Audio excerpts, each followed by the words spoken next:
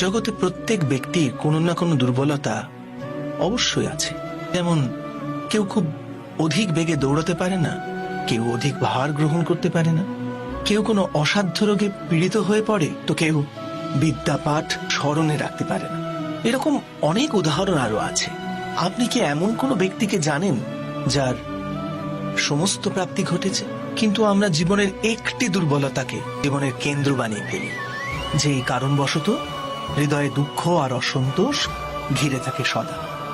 দুর্বলতা মানুষ জন্ম থেকে অথবা কোনো দুর্ঘটনার মাধ্যমে প্রাপ্ত করে, কিন্তু দুর্বলতাকে মানুষের মন নিজের অক্ষমতা বানিয়ে ফেলে।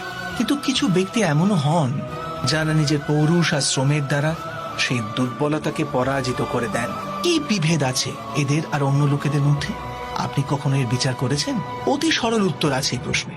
যে ব্যক্তিকে দুর্বলতা পরাজিত করতে পারে না, যে পৌরুষের প্রমাণ দেবার সাহস রাখে হৃদয়, সেই দুর্বলতাকে পার করতে পারে।